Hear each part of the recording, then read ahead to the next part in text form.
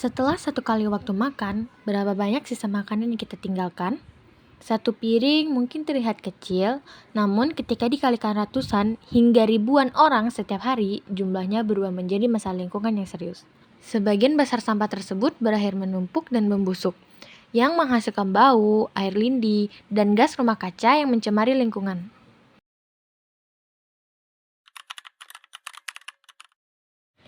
Bagaimana jika dalam hitungan hari, sampah organik dapat diubah menjadi sumber daya yang bernilai?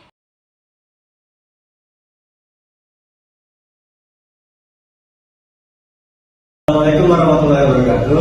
Kami dari kelompok 6 ingin membahas mengenai pengolahan sampah organik menggunakan larva Black Soldier Fly atau BSF.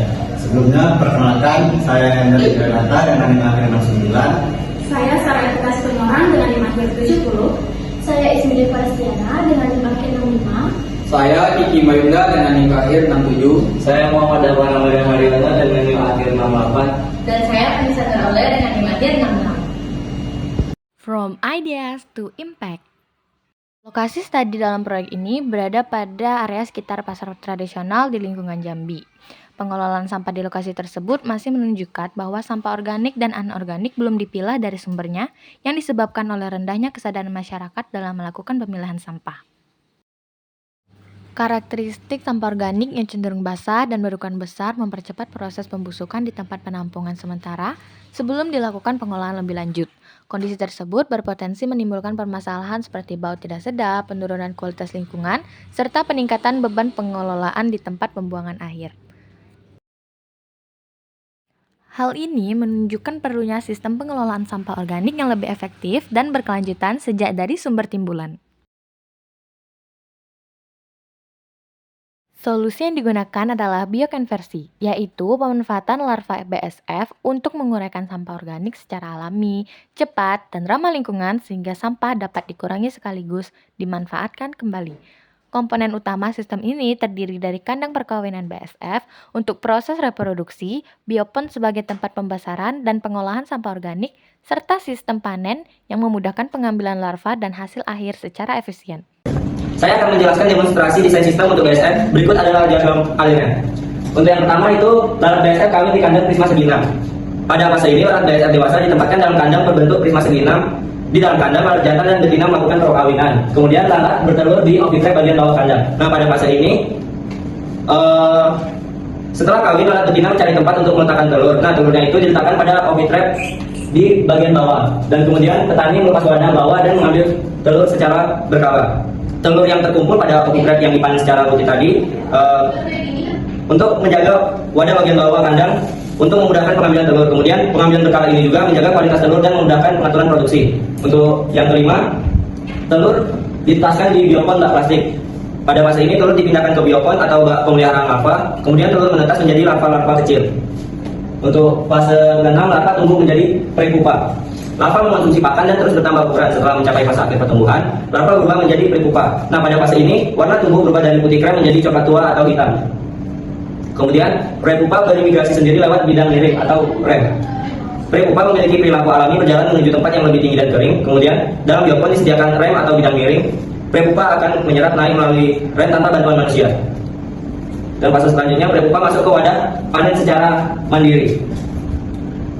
Setelah melewati rem, prepupa jatuh atau masuk ke wadah penampung, dan proses ini disebut self-harvesting atau panen otomatis karena prepupa memanen dirinya sendiri.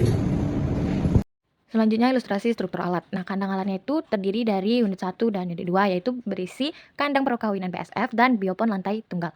Nah, kandang perkawinan BSF itu terdiri dari bentuk, atap, dinding, dan bagian alas. Lalu biopon lantai tunggal itu berisi wadah dan fitur utamanya yaitu adalah berdiri rem atau bidang miring yang menanjak keluar bak untuk penampungan panen.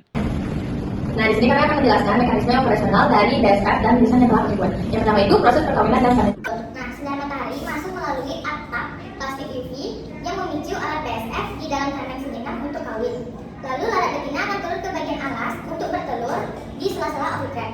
Petani tinggal menarik atau melepas wadah bawah tersebut secara berkala untuk mengambil telur dengan mudah tanpa mengganggu lalat di atasnya. Dan selanjutnya yaitu proses pembesaran larva. Telur yang dipanen dipindahkan ke bak plastik biopon yang berisi limbah organik atau pakan. Larva akan makan dan tumbuh di sana.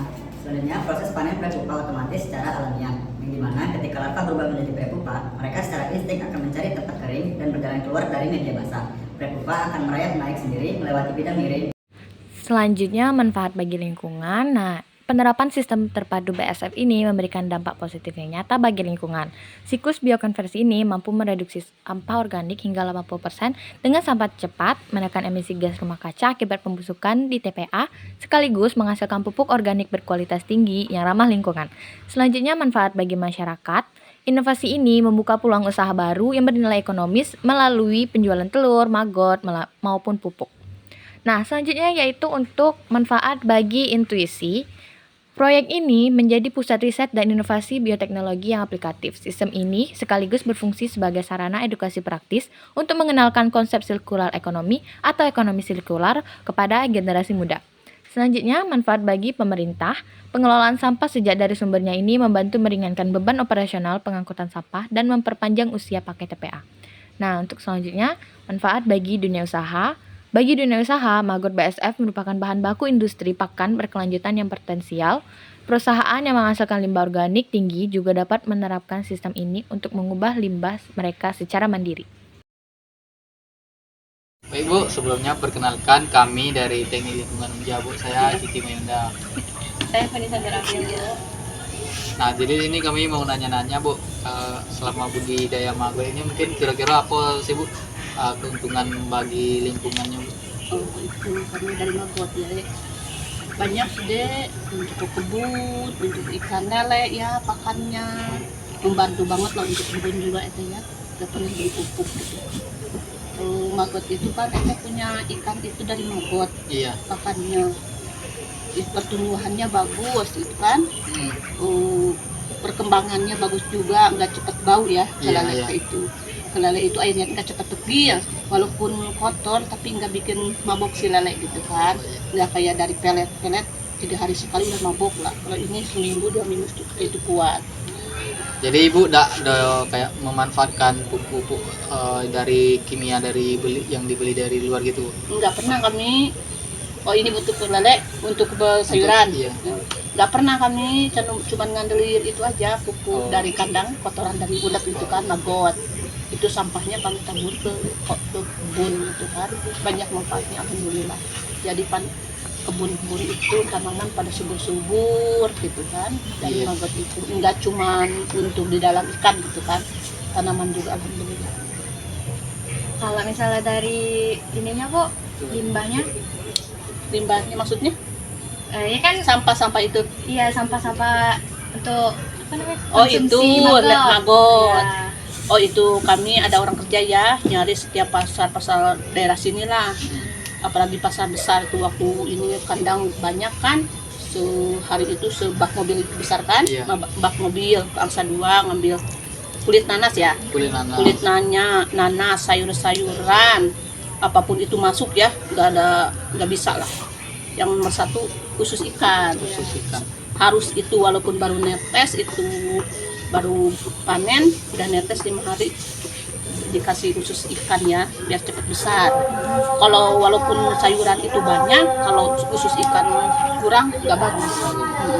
Jadi kelihatan pertumbuhan nggak gemuk-gemuk, jadi kurang ikan itu si ulat merah bukan putih kalau lagi muda. Kuning-kuningan gitu kan. Kalau full di khusus di amisnya itu makanya jadi badannya gemuk-gemuk sama putih. Iya. Kalau kurang bu amis itulah merah-merah kuning kulit gitu. Baik, sekian penjelasan dari kelompok kami. Bebas apapun.